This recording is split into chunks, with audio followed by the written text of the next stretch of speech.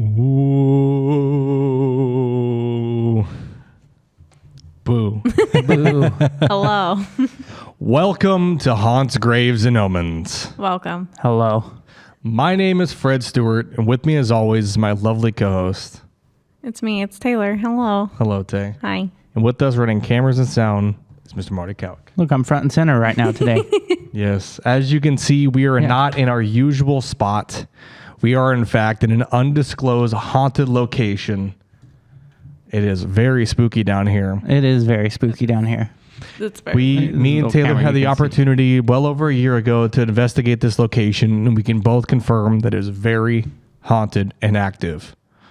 Will they visit us tonight? Who knows? But one thing I know for certain is welcome to episode 100 of Haunts, Graves, and Omens. Hello. Welcome. We did it. For the last 100 episodes, I've had the opportunity to say that. Over the last 2 years of Haunts, Graves, and Omens, we have been to 46 crime scenes, told spooky stories at least 7 times, been visited by aliens 13 times, chased down cryptids 16 times, and visited 28 haunted locations. Well, tonight we're adding more to those lists: ghosts, aliens, true crime, and cryptids. And to top it all off, we're here in a very haunted location. Yes, sir. Are you guys excited? I'm very excited.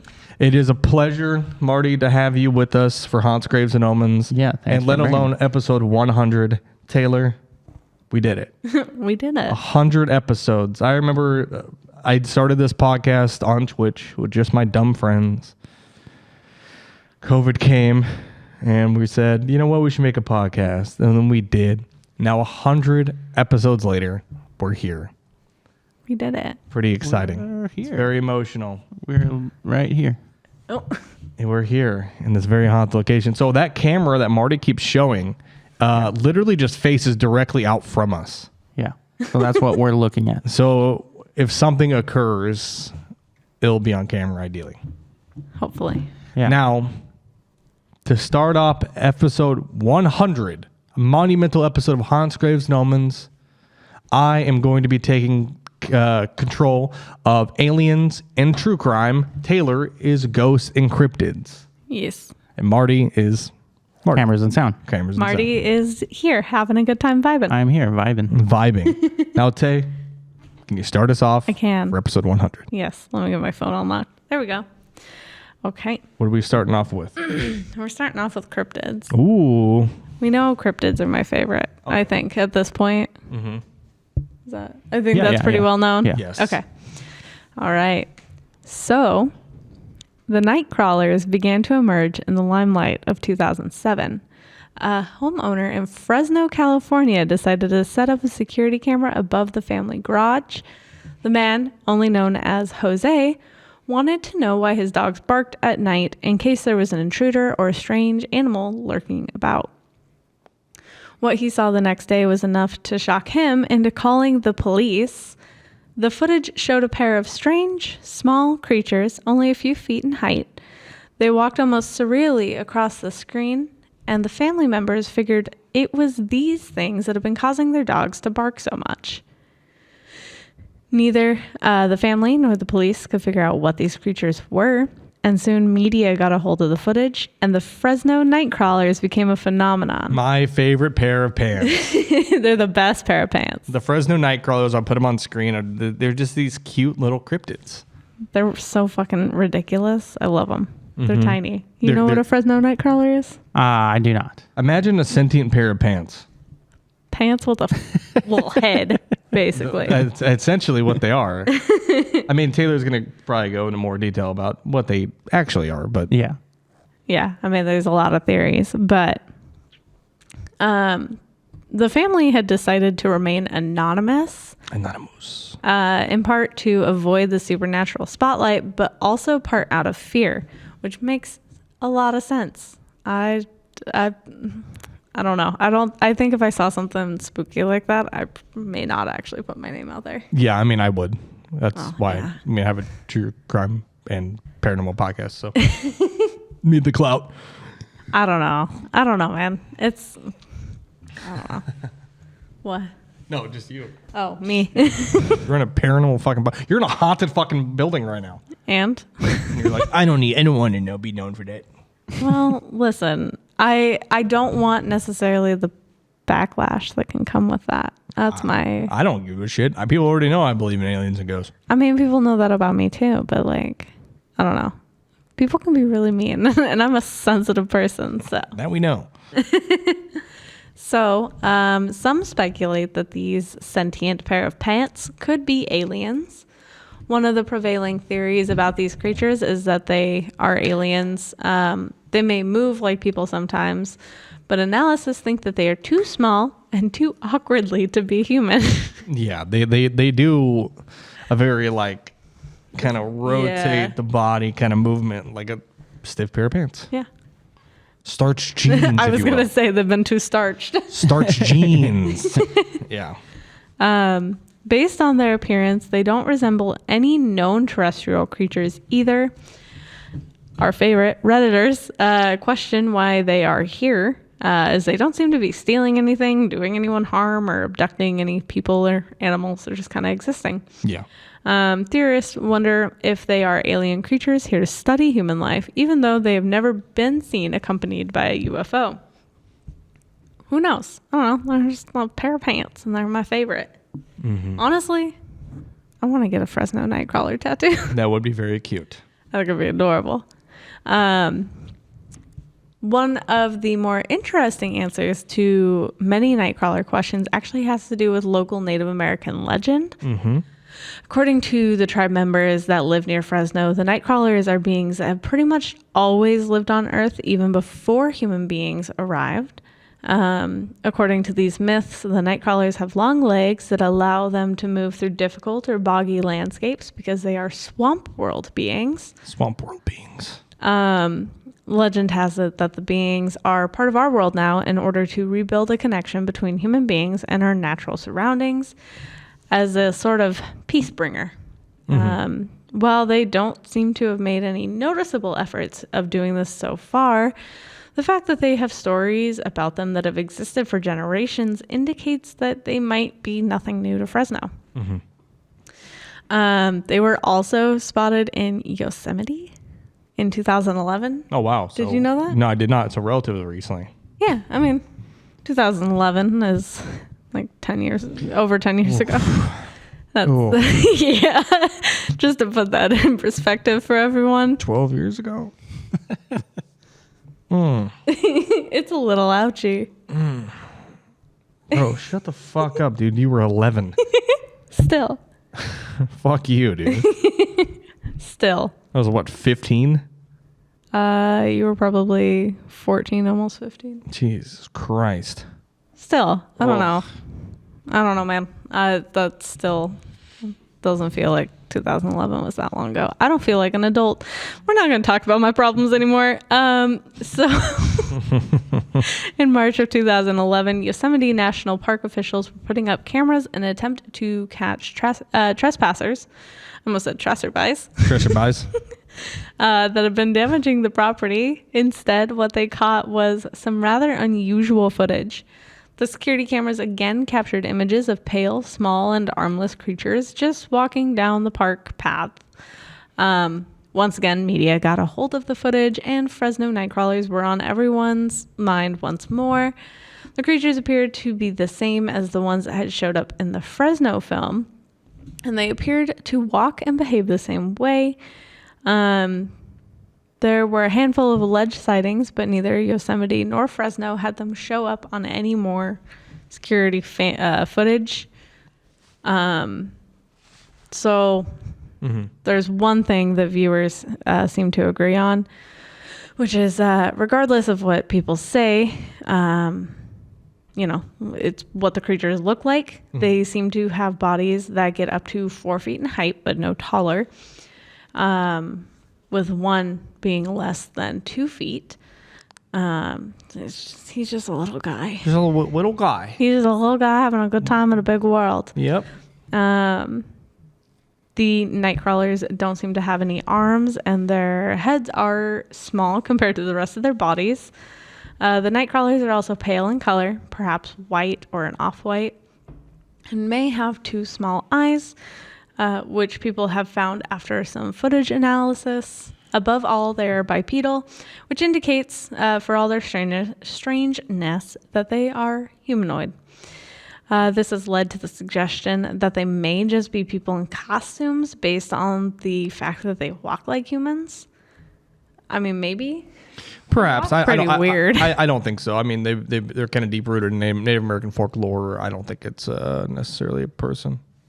They may also be some sort of mutant human, according to others. But their height and mannerisms contradict that notion, yet again leaving viewers to wonder about the origin of the Nightcrawlers. Apparently, no one in Fresno had a encounter in person since this 2007 footage. There's nothing. Probably got drove out, dude. They just stopped showing up. Yeah. Housing prices are crazy. Exactly. You think housing prices are crazy? How much you think it is to get themselves starched, dude? It's gotta be hard. It's a lot. The other thing that's kind of weird is that nightcrawlers specifically seem to travel in 2. One is generally smaller than the other, which would suggest that it is either like a baby nightcrawler or that it's just a different like gender. I guess. Yeah, like the female or male is larger, kind of thing. Yeah. Yeah. Who knows? They don't fucking know. Yeah. Yeah. So they move in these videos. They, like you said, they move really weird. They do that like The kind of. They walk really weird. It's like a cowboy who's got a wedgie. Like they kind of just you know. The videos have been examined for foul play. Of course, the biggest prevailing theory is that it's all just some sort of hoax. The creatures do look pretty silly, and some, think like maybe it's a puppet or it moves like a puppet. Yeah, I don't think so. I don't think so. It's a big ass puppet. Big ass puppet, small ass alien. The videos were actually on a TV show called Fact or Faked. And the analysts watched the creatures themselves and soon figured out that they were indeed only a few feet tall as previously reported. And then they went out for looking like an actual encounter, as most shows do, and they found nothing. Of course. Because of course they did. The sci-fi team tried to recreate the video with many known hoax techniques. Say that fucking 5 times fast. Hoax techniques. Okay, I just can't spell. I don't want to fucking hear it. Me, Marty just sings up, dude. That's crazy. Marty on 3. Ready? 1, 2, 3. Hoax techniques. Hoax techniques. Hoax techniques. What? Tell me. Oh, just once? Now it's over. He struggled on the second one, I'm going to say. Hoax techniques. So the sci-fi team tried to recreate the video with many different known hoax techniques. I can't fuck it. Yeah. All their attempts to recreate the footage were met with failure, and in the end, they decided the footage would be too difficult to fake, if not impossible, and that the video footage was authentic. Yeah. So, there's also a bunch of I don't know if you've seen them. They're statues. Yes, there are statues. Little creatures. They just they're everywhere. They are carved in wood and perhaps are of Native American origin, perhaps depicting the swamps. Picture in the swamps. I can't speak. That's where the lesser known shrimp, the swamp shrimp, come out of the swamps. The swamp, dude. Actually, that's what happens, dude. When you're eating too much eating too much shrimp, dude, and then you shit your pants. It's called the shrimp. It's like, oh, dude, dude, I might just shrimp myself, dude. Listen, I can't speak tonight, apparently. Or ever. Your words, not mine. I saw the look on your face, however. What, this one? That was so bright. That hurt my eyes. Hurt my little baby eyes.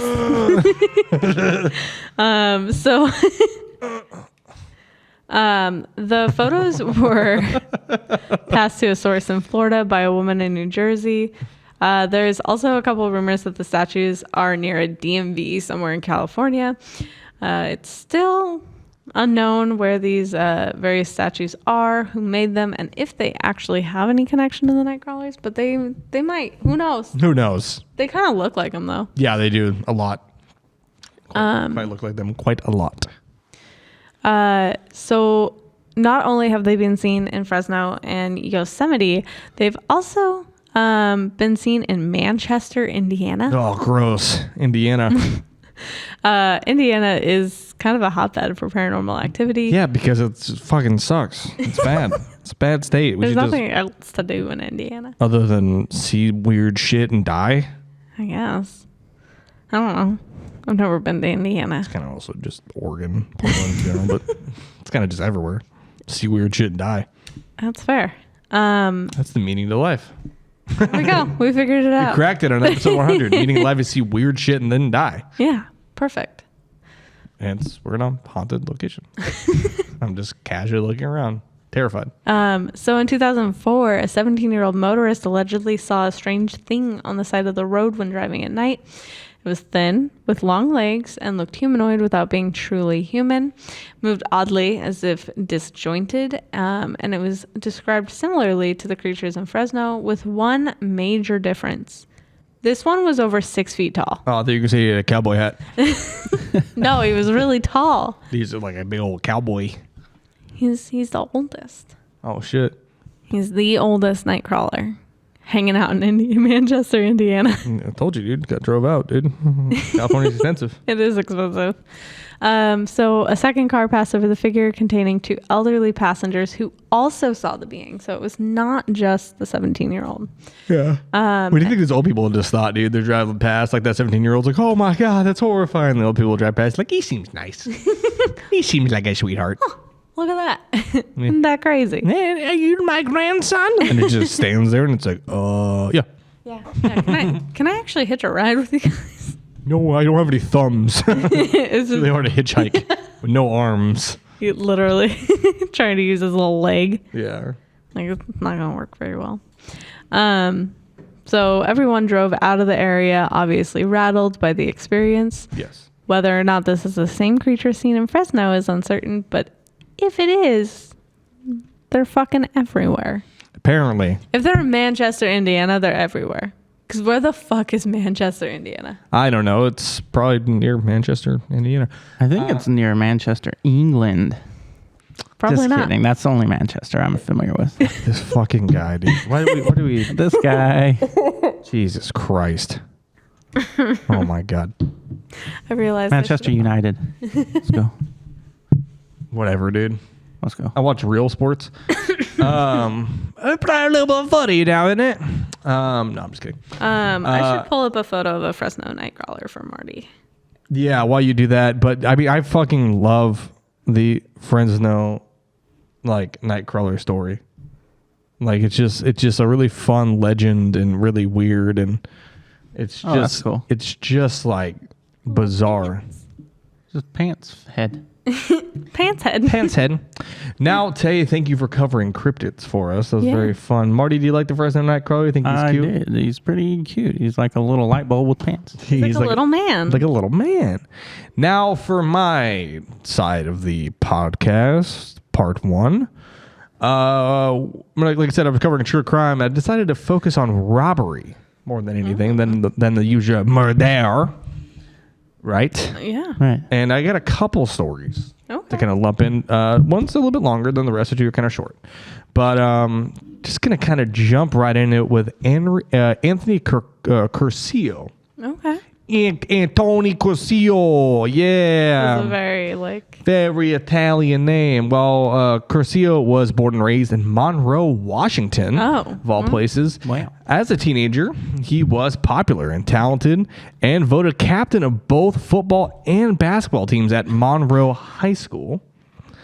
Curcio broke many records in football and received several honors and awards for his plays in both sports.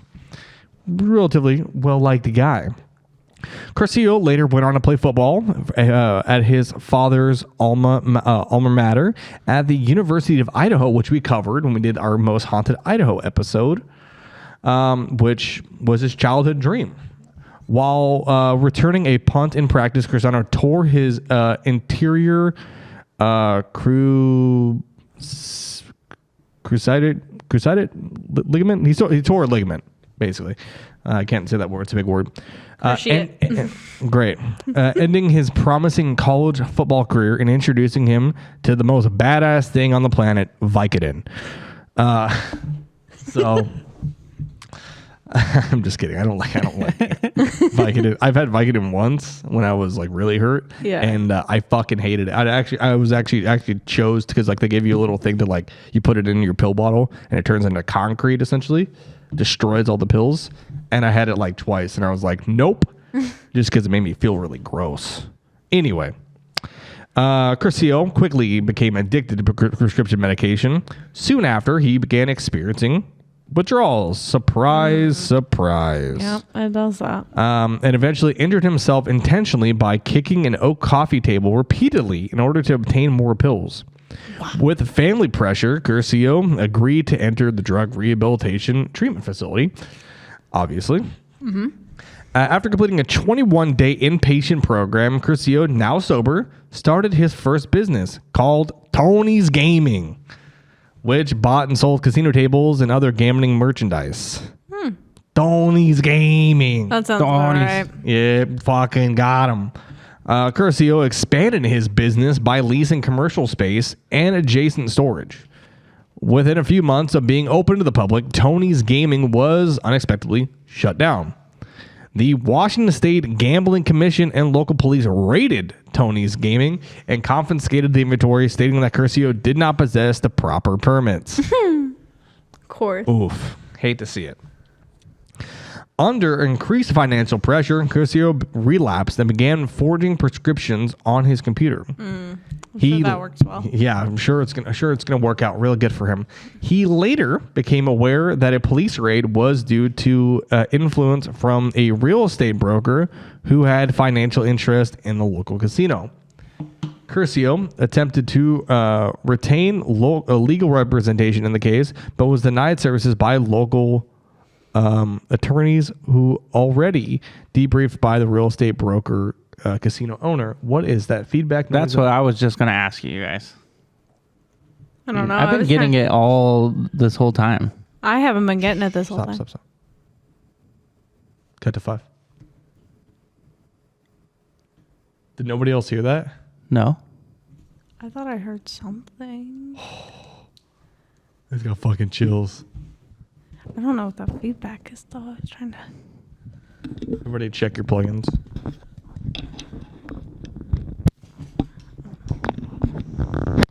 Yeah, I'm good. It's got to be the. Will you check the pod track?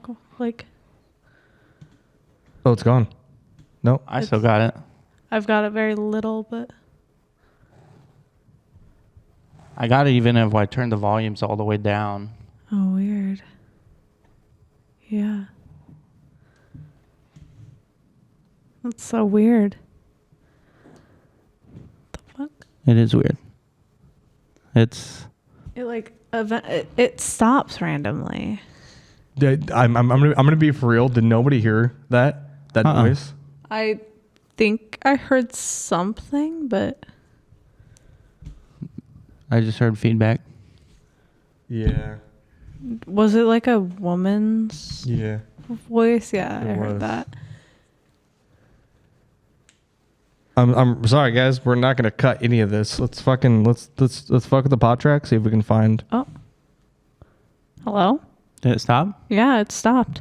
Oh, I just heard whistling. We got to understand the street is just outside, yeah. Okay. and we are right next to a bar. Okay. I did hear whistling just now, but it sounded like it was upstairs, like coming from the street area. Yeah. And it's done. The feedback's gone. Okay, let's get back to it. Curcio continued to maintain an outward appearance that resembled a successful business owner and family man. He graduated from Washington State University in 2004, married his high school sweetheart, and had 2 daughters, and later owned a real estate investment company based in Seattle, Washington. However, he was living 2 different lives. As his addiction progressed, so did his involvement in illegal activities. By his mid-20s, Curcio had already organized several high-dollar theft scams and loan shark schemes, and was behind a sports memorabilia counterfeiting ring. Despite having completed 4 drug and alcohol rehabilitation programs, ABC News stated that Curcio was spending nearly $15,000 a month on his increased drug habit, which was now was also included cocaine and Benzodiazepines. Thank you, Tay. She can say drug names. I can't not. Yeah. It's not because I had a drug problem. It's because I worked in med. Yeah. Curcio's real estate investment business took a heavy downturn when the economy collapsed in 2008, leaving him with several homes on the verge of foreclosure and vehicles near the repossession, among other outstanding personal debts.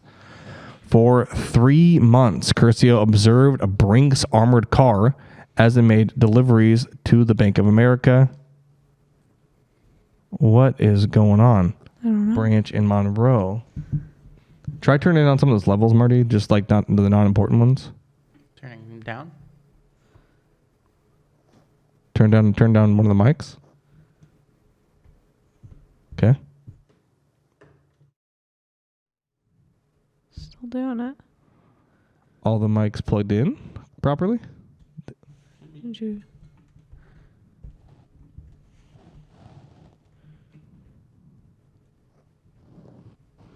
That is really bizarre. I've never heard the pod track do that.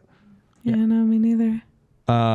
He took notes of the schedule, diagram locations of the bank cameras, and noted armored cars blind spots. Oh.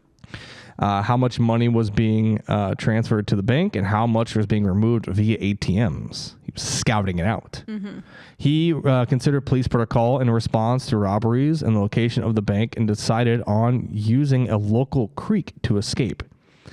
After weeks of hand dredging the creek in Woods Creek in a failed practice attempt using a jet ski for the getaway, he changed his approach and created a cable pulley system to quickly pull himself and large bags of cash upstream using a connected canvas-wrapped inner tube. Kirkano's planning culminated with an advertisement that he placed on Craigslist a few days before the robbery. The online ad sought out 15 to 20 workers for a fictitious city cleanup project, promising $28.50 an hour. The laborers were told to wear jeans, a blue shirt, work shoes, and a yellow safety vest. The ad also told applicants they needed to bring safety goggles and a painter's mask. The ad directed them to meet in the Bank of America parking lot at the exact time of Kirkano's planned to rob in the armored car. Oh. Very in depth. Yeah. Just really weird we're getting that feedback. I know. Like it could be something electrical. Oh wait, am I? Yeah, I'm going. It could be something electrical with with the electric here. Like, I don't know how well, because we're running a long extension cord. That's the only thing I can think of. Yeah. Still, But I don't think really we're weird. picking it up on the microphones. I think it's just because when I turn our levels all the way down in the headset, We still hear it. yeah, I still hear it. So I honestly, because I've been getting it this whole time, so I think it's something has to do with the electrical. Yeah. It might just be on our end and everyone else is hearing silence. Yeah, maybe. I think so. Anyways, on September 30th, 2008, Curcio dressed identically to his decoy applicants and pretended to work at the grounds near the bank. Wearing a blue shirt, jeans, yellow safety vest, work boots, and a painter's mask, he pepper sprayed the Brinks armored car guard who was pushing the dolly loaded with money into the bank. Pepper spray forced the guard to reach for his eyes and release the cart that held the money. Curcio grabbed 2 bags of money containing more than $400,000 and ran towards the creek. Jeez. Meanwhile, police arrived to find the bank's parking lot filled with men matching the robber's description. Can you turn my things up a little bit, Marty? Thank you. Appreciate it. At the water's edge, Curcio threw the money into the inner tube and pulled himself up the creek with the cables he had previously strung. He traveled about 200 yards upstream and exited the creek behind several businesses on the opposite side of the highway from the bank. Curcio removed his wig and worker's clothing that he had been attached by Velcro, revealing a different attire underneath. Oh. He climbed into the trunk of a getaway vehicle driven by an associate and left. Wild, right? Absolutely wild. Yeah. That's crazy. The fact that he didn't get fucking shot is insane.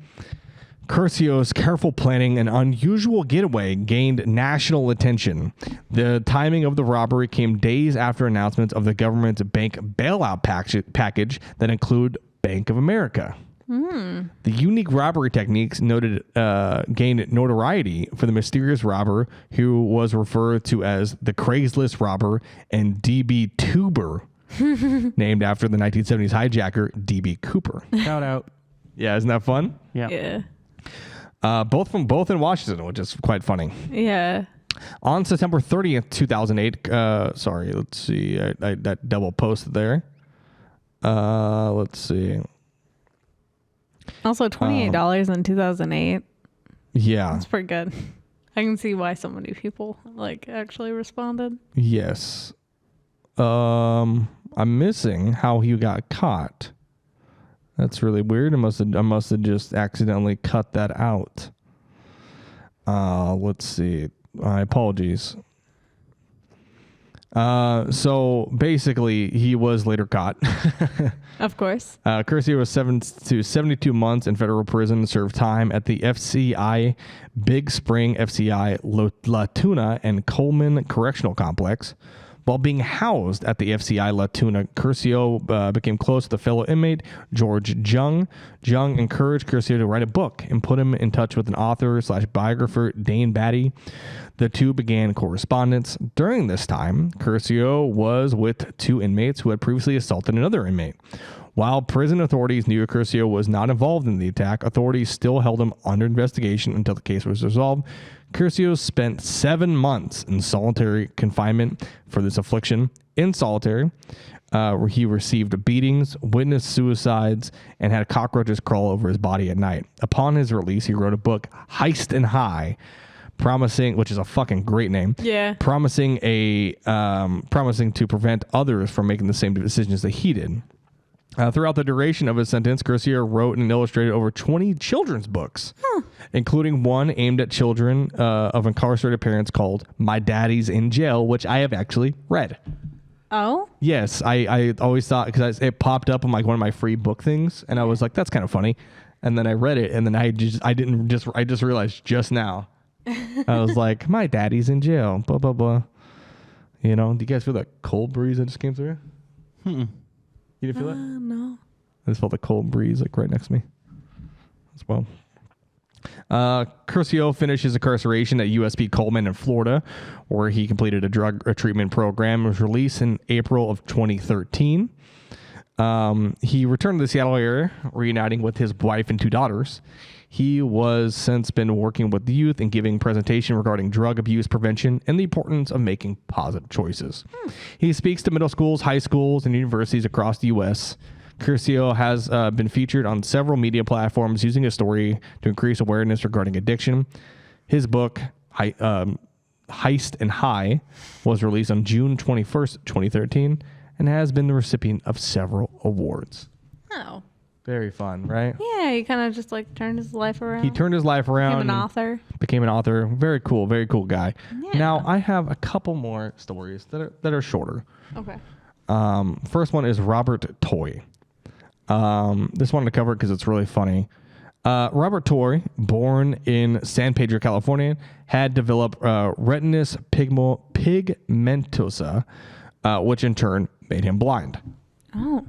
In 1968, he began a mail scam where people would send him $5 application fee to receive work stuffing envelopes.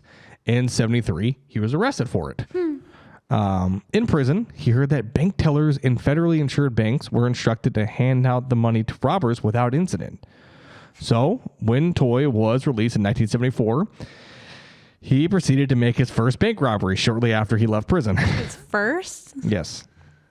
He was armed only with his white cane and a note claiming that he had a gun. Toy concentrated on using his right eye to see shadowy impressions of others' feet and follow them to the teller's window. There he would flash a one-eyed jack with the text, be quiet, or you're dead. Put all the cash in the bag. I have a gun." When he received the money, he retreated back to the door.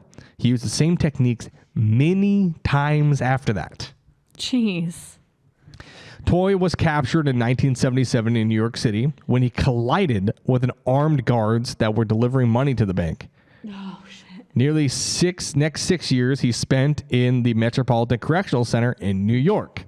When he got out in February of 1983, he went to Citibank and stole $18,000. Jesus Christ. Toy moved to Las Vegas, but made a list of all Citibank branches in New York. 9 times he flew to New York to rob a bank and immediately returned to Las Vegas after the robbery. He put the money in a Vegas bank account under a false name. He was arrested May 24th, 1983, when he took a detour to a discount store. Toy was sentenced to 17 years and tried to escape a total of 11 times. Oh, my God. How they were unable to catch this blind man, I don't know. Sneaky. He is very sneaky. In an interview for People magazine in 1990, Toy claimed that he had given part of his loot to charity, including that of the retinitis pigmentosa research. In that time, he had robbed 17 banks and was serving time in the Lompoc Federal Penitentiary near Santa Barbara, California, and was released in 1993. Keep getting that weird feedback. I really hope it's not fucking with the audio. Yeah, me too. Yeah. And then one final quick one before I pass it off to Tay. Simply titled The Nutella Heist. It's just dumb. I didn't really look into it very much, but it's just very silly. August 2017. We are in Neustadt, Germany.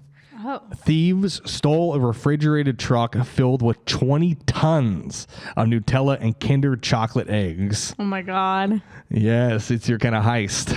That's my kind of high. The sugary hall Hold on. had... What? I think I just heard something. I even had one earphone out. That's what I've been doing is I just have one out. Sounded like a woman. Great. Okay, sorry.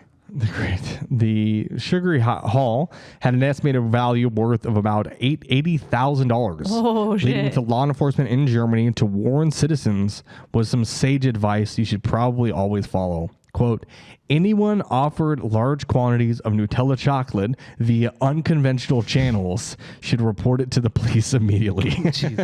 Unconventional channels. I don't know about you, but honestly, I'll get some Kinder eggs. Hey, kid. What? Fucking You want to buy 20 tons of Nutella? No, but I'll take all the Kinder eggs. Yeah, it's so wild. Mysteriously, a separate trailer filled with 30 tons of fruit juice was stolen that same weekend in the town of Wittenberg, around 260 miles northeast of the missing Nutella spread. Oh my God. So They needed, it was for their party, okay? I don't know what they need with 30 tons of fruit juice and 20 tons of fucking Nutella, but they must have had a wild sex party. Instead of mud wrestling, it was just Nutella wrestling. Yes. I think that would. Oh, it'd be so sticky after. Oh yeah, no, for sure. It'd be so sticky. Well, I'll tell you what the recent happenings in here. Yes. That feedback is. I really hope it doesn't fuck with the audio. Same. Like don't want to be a dick, but kind of being. I just might need to take a breather from here because I might be like allergic to something in here because it's like fucking with me super hard. Like I'm having a hard time like breathing in here. Okay. So I might have to go upstairs just for like, I don't know, 10 minutes or so and just like take a breather. Because I immediately kind of felt it when I came down here and just sitting here, it's like, feels really heavy. Okay. Yeah. If you need to get out here, that's fine. Okay. I might need to. I don't know if it's like whatever, if there's something going on, but I think it's because it's like musty and dusty in here. And I think I might be having like some allergies or something. Okay. Yeah. Whatever But you need, Do man. what you gotta do, bud. I'll come back down. All right. Yeah. So I'm going to put this right here and set it to this camera. Yeah, that works. Okay. Sorry, Sorry, both guys. of us in it. No, don't apologize. You're fine. You want it on that one? You want it on that Sorry. No, you're good. No, You're don't. about to miss the ghost part of the podcast. I'm just like, I need to get some fresh air real quick. Don't worry. There's plenty of ghosts up there to keep you company. You're good. Just make sure that door stays open because it locks itself on it all the time. Like if it shuts, it locks Great. by itself. Fantastic. So now it's just me and you down here. It's just us. All right. Are you ready for this next story? Not particularly. I'm going to be real with you. We're down a man, and I am very nervous. Do you want to read yours and I'll wait? Or No, we're good. okay. It's fine. Do you want? I don't know if you want to take a break or not. I'm doing okay. All Are right. you doing okay? Yeah, I'm doing fine. Are you sure? Yep. Okay. All right. All right. If you need to take a break, I'm fine with that. So we are going to talk about the true story of it became a movie, The Haunting in Connecticut. Right. Which is, I'm like feeling really weird right now. Do you want to take a break? No, not because of that. I just feel like really weird. I don't know. I'm just getting like weird vibes right now. I don't want to freak you out, but I'm just getting. No, you're good. I'm just getting like just weird vibes. Okay. Well, if we need to stop, we can. Like, if we need to pause, Yeah. I think. How long do we got to? Whenever. Like, she's there until 9, so. We have time. So this is about the Snedeker family who moved into the historic home at 208 Meriden Avenue. The Snedekers were desperately searching for a home to rent in the area so their son Philip could receive treatment for his Hodgkin's lymphoma at nearby Yukon Hospital. The house on Meridian Avenue seemed like a perfect fit, and the Snedekers rushed to move in. It seemed like a pretty lucky find. However, very quickly after, they started to experience paranormal activity. They reported seeing and hearing unseen forces, being attacked in their sleep, and even experiencing violent personality changes. This story is what inspired the film of the same name, The Haunting in Connecticut. Good movie. I'm like a quarter, halfway through it. Yeah, it's a good movie. Because I started... You watch it at work? Yeah, so while I'm grooming dogs, I'll throw on a TV show or a movie just for some background noise, or sometimes I'll throw on music, just depends. Got through Haunting of Hill House, Haunting of Bly Manor, and now I'm watching The Haunting of Connecticut. So Yeah. I'm getting through all of the movies with The Haunting, starting it. So the Snedeker family were like any other middle-class American family, comprised of Carmen Reed, her husband Alan, and their 4 children, Philip, Bradley, Alan Jr., and Jennifer, as well as Carmen's niece, Tammy, who also lived with the family. At a young age, Philip was diagnosed with Hodgkin's lymphoma, and because of his diagnosis, they were traveling long distances from their home to Yukon Hospital for treatment. They'd eventually felt that it was better to move closer to the hospital so that Philip would not have to suffer through long and often painful car rides. And they ended up finding a 5-bedroom, 2-bathroom home that provided plenty of space for the family. And on June 30th of 1986, they signed a lease and moved into the home. The move-in process seemed seamless for the Snedekers. The children picked their bedrooms with minimal arguments, and the family loaded their belongings into the house smoothly. Everything seemed normal until Carmen made a discovery in the home's basement, which is always good. Which is great because we're in a fucking basement. That's great. Um, I'm fine. Okay. It's fine. Laying among the dusty boxes and old furniture were funeral items. The family claimed that the basement had embalming equipment along with other materials necessary to run a mortuary. Great. Can you slide me that keyboard real quick if you can? Yeah. Right there. You said dusty boxes and old furniture. Are you fucking serious right now? Sorry. I'm not trying to spook you. No, dude. I am already spooked. Pretty spooked. It's fine. So, according to a 2002 documentary about the case of the same name as the movie, Carmen stated that she had no idea that the home had once been a funeral parlor.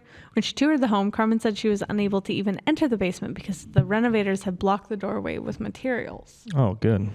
I like how they renovated everything except for the basement full of funeral items, like mortuary items. I love that. I'm just gonna Listen. So she confirmed that the house was once a funeral home by contacting Daryl Kern, who was the home's owner. Kern stated that it was once the Hallahan Funeral Home and had been in operation for decades. Though he claimed he did tell the family about this before they moved in, as per a 1992 piece in the Hartford Courant. This disturbing fact did not prevent Carmen's sons, Philip and Bradley, from claiming the basement as their own bedroom. The oldest Snedeker children, Philip and Bradley, wanted a private space of their own, and the basement was spacious enough compared to the smaller rooms on the upper floors. Philip and Bradley reportedly slept in the casket display room down the hall from the embalming room. It's great. No. I don't think I could sleep in a mortuary basement. No. Especially not a really old mortuary basement. Yeah, no, exactly.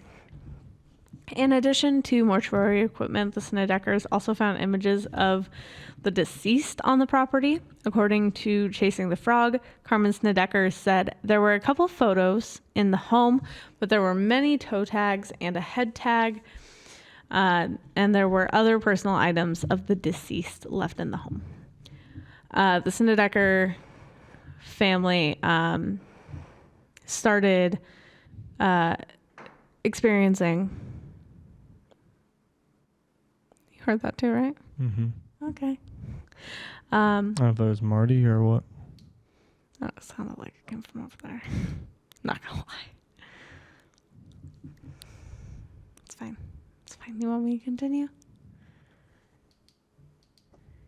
Okay. So apparently it started the night that they moved in and targeted Philip more than any other family member. According to Reed, while she was there, her then husband, her 3 kids, and 2 nieces lived in the house, and they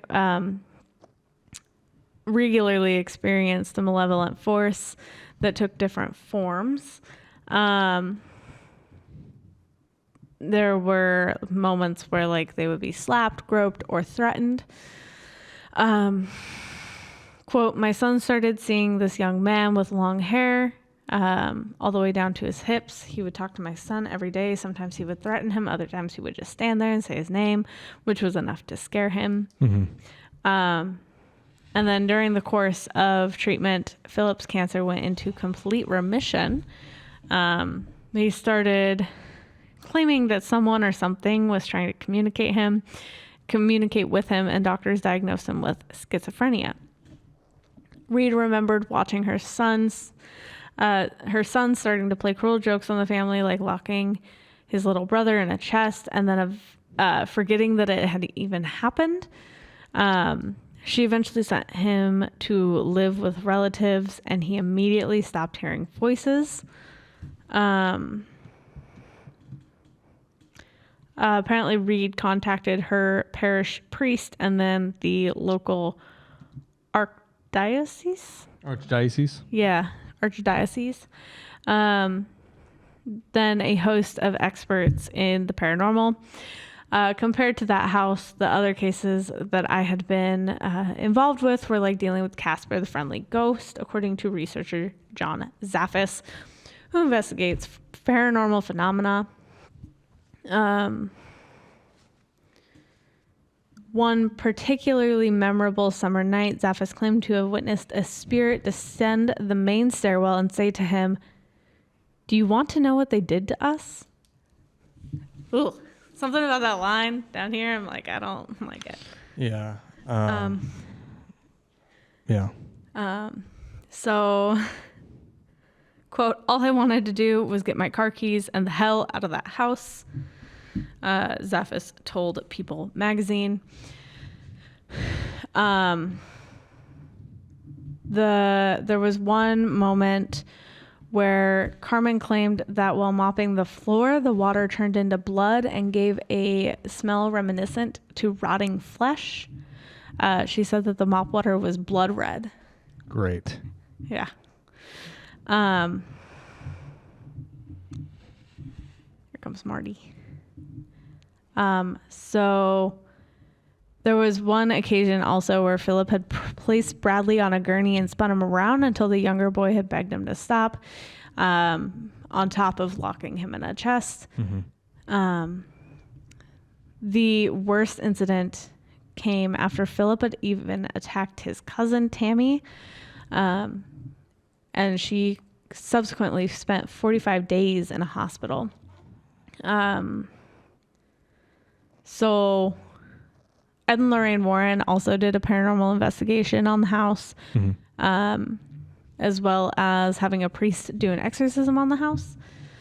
And on September 6th of 1988, the priest did perform the exorcism, and the family reported that the paranormal activity suddenly stopped.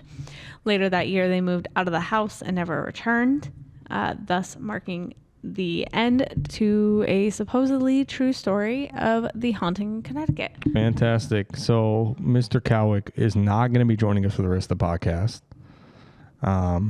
Whatever is down here, dust-wise or something, is fucking with him pretty bad. So he's not going to be joining us. Okay. But with that, we're going to cover our final topic for episode 100 of Haunts, Graves, and Omens, and that is aliens. Kind of. Oh. Kind of. It's my favorite alien, non-alien story. Okay. This is the story of the Battle of Los Angeles. Pretty fun, right? Yeah. In the months following the Imperial Japanese Navy's attack on Pearl Harbor in Hawaii on December 7, 1941, the United States entry to World War II the next day, public outrage and paranoia intensified across the country, especially for those on the West Coast, where fears of Japanese attack or invasion on the U.S. continent were acknowledged and realistic possibilities. In Juneau, Alaska, residents were told to cover their windows for nightly blackout after rumors spread that Japanese submarines were lurking along the southern Alaskan coast. Rumors that the Japanese aircraft carrier was cruising off the coast of San Francisco Bay Area resulted in the city of Oakland closing its schools and issuing a citywide blackout. Civilian defense sirens mounted on patrol cars from the Oakland Police Department blared throughout the city, and radio silence was ordered. The city of Seattle also imposed a blackout of all its buildings and vehicles, and owners who had left the lights on their buildings had their businesses smashed by a mob of 2,000 residents. Jeez. The rumors were taken so seriously that 500 United States Army troops were moved to Walt Disney Studios lot in Burbank, California, in order to defend the famous Hollywood facility and nearby factories against sabotage or air attacks. Oh. Got soldiers at Disney. Ooh. As the as the United States began mobilizing for war, anti-aircraft guns were installed, and bunkers were built, and air raid precautions were drilled into the populace all over the country.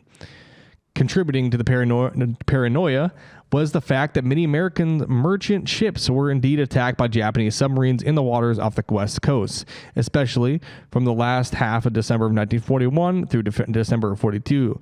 Like the USS Agui World, which escaped, the USS Emilito, which was damaged, USS Samoa, which escaped, and I can go on and on and on, like the SS HM Story, which escaped and later sank. The USS Cynthia Olson was sank. I can go on and on and on. So, let's get to where all hell breaks loose. During the course of a fireside report to the nation delivered by President Roosevelt on February 23rd, 1942, got to get my nice transatlantic voice in, a Japanese submarine rose off the sea of Elwood, a hamlet on the California coast north of Santa Barbara, and pumped 13 shells into Tidewater refinery installations. The shot seemed designated to communicate the president's statement that the broad oceans, which have been heralded in the past as our protection from the attack, have become an endless battlefields on which are constantly being challenged by our enemies. Yet the attack was supposed to carry the enemy's defiance, which did in succeeding in stealing headlines from the president's address was a feeble gesture rather than a damaging blow. They fucking missed, essentially. The raider surfaced at 1900 hours Pacific time, just 5 minutes after the president's speech. Oh. For about 20 minutes, the submarine kept a position 2,500 yards offshore to deliver the shots from a 5.5-inch gun. The shells did minor damage to piers and oil wells, but missed the gasoline plant, which appears to have been its main target. The military effects of the raid were therefore nil. The first news reports of the attack led to the dispatch of pursuit planes to the area, and subsequently 3 bombers joined an attempt to destroy the raider without success. The reluctance of the AAF commanders to assign, which is Army Air Force, which was before the Air Force, Army Air Corps, the larger forces to a task that resulted from the belief that the raid as this would be employed by the enemy to divert attention from a major air attack, which would hurl its planes against a really significant target. So basically everybody's on edge, right? Yeah. Because they're afraid the Japanese are going to attack. I was like, what the fuck? You. Loyal Japanese Americans who had predicted that a demonstration would be made in connection with the president's speech also prophesied that Los Angeles would be attacked in the next night. The Army, too, was convinced that some new action impended and took all possible precautions. Newspapers were permitted to announce that a strict state of readiness against renewed attack had been imposed, and that they were followed by the confused action known as the Battle of Los Angeles. Oh. So, during the night of the 24th and 25th of February of 1942, unidentified objects caused a succession of alerts in the Southern California. Basically, popped up on radar. They're not sure what they are. On the 24th, a warning issued by the Naval Intelligence indicated that an attack could be expected within the next 10 hours. That evening, many flares and blinking lights were reported from the vicinity of defense plants. An alert was called at 1918 hours, which is about 7:18 p.m. Pacific Standard Time, was lifted at 22:23, and the tension temporarily relaxed. But early the next morning, on the 25th, renewed activity began. Radars picked up an identified target 120 miles west of Los Angeles. Anti-aircraft batteries were alerted at basically 2:15 a.m., where they were put on green alert, which means ready to fire. A few minutes later, Army Air Force kept its pursuit planes on the ground, preferring to await indications of a scale and direction of any attack before committing its limited fighter force. Radars tracked with approaching target within a few miles now off the coast at about 2:21 a.m. The regional controller ordered a blackout. Therefore, the information center was flooded with reports of enemy planes, even though the mysterious object tracked in from the sea seems to have now vanished. Oh. At 2:43 a.m., planes were reported near Long Beach, California. Within a few minutes later, a coastal artillery colonel spotted about 25 planes at 12,000 feet over Los Angeles. At 3 a.m., a balloon carrying a red flare was seen over Santa Monica with 4 batteries of an anti-aircraft artillery opened fire, whereupon the air over Los Angeles erupted like a volcano. From this point on, reports were hopelessly variance. Yeah. Possibly much of the confusion came from the fact that anti-aircraft shells bursts were caught by the searchlights, were themselves mistaken for enemy planes. In any case, for the next 3 hours, produced some of the most imaginative reporting of the war. Swarms, quote unquote, swarms of planes or sometimes balloons of all possible sizes, numbering from 1 to several hundred, traveling altitudes from ranging from a few thousand feet to more than 20,000 feet, flying at speeds, which is said to vary from very slow to over 200 miles an hour, were observed to parade across the skies. These mysterious forces dropped no bombs, and despite the fact that 1,400 rounds of ammunition were fired from anti-aircraft guns were directed against them, suffered no losses. There were reports, to be sure, that 4 enemy planes had been shot down. One was supposed to have been landed in flames at Hollywood intersection. Residents in a 40-mile arc along the coast watched from the hills or rooftops as the play of guns and searchlights provided the first real drama of the war for the citizens on the mainland. In the dawn, which ended the shooting in the fantasy, also proved that the only damage that resulted to the city was such as had been caused by excitement, or at least one death from heart failure. By traffic accidents in the blacked out streets, or by shell fragments from the artillery barrage.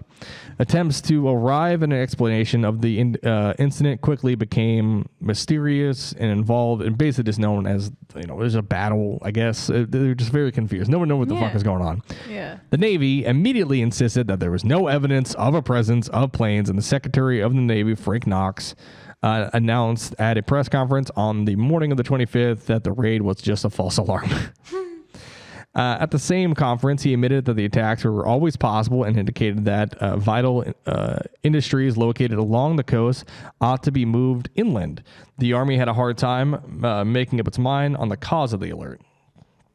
So a report to Washington, D.C., not Washington State, made by the Western Defense Command shortly after the raid had ended, indicated that the credibility of the reports of the attack had begun to be shaken before the blackout was lifted. The message predicted developments that would, quote, most previous reports had been greatly exaggerated. Basically, they're saying that there wasn't hundreds of planes. You guys, they're just tweaking. Essentially, is what I'm getting at. Right. Yeah. So basically, they had said that there's 2 theories of the account of mysterious craft: either that they were commercial planes operated by an enemy from secret fields in California or Mexico, or they were just light planes launched from Japanese submarines. In either case, the enemy's purpose had been to locate anti-aircraft defenses in the area or deliver a blow to civilians' morale. After the Battle of Los Angeles, reports of the night flooded in. Servicemen and civilians reported that there was no false alarm, in fact, and that there was craft or crafts hovering over Los Angeles that night. While the servicemen fired over 17,000 pounds worth of shells in the air, some swore to have seen a UFO, or in those days, they would call it a Foo Fighter. So, was Los Angeles invaded by Dave Grohl, or was it truly the greatest battle against UFOs that never happened? Oh, that's good. I like that. I've never heard that story. It's a very fun story. I love that story. Yeah. Thank you so much for joining us on episode 100 of Haunts, Graves, and Omens. Thank you. Thank you. I appreciate it. We did it. We did it. Good job. All I can think of is, I can't remember what show it's from, but it's just we did it. We did it. We did it. We did it. But nonetheless, we're going to be launching another show here very, very soon. We're going to get all the details ironed out, but it's going to be something Haunts and Graves and Omens related. Hell So yeah. it'll be very, very fun. But in any case, I can't express all the love that you all have given us over the last 100 episodes. We can't wait to keep giving you more. It's quite a dream come true. Yeah. I'm sorry we couldn't do a live stream like I wanted to, but We don't get internet down here very well. not very well. Not as well as I thought we were going to. Which is crazy because, like, The street's like right above us. yeah. Yeah. Anyways, remember to stay spooky. Stay haunted. We'll see you in the next one. Bye. Bye.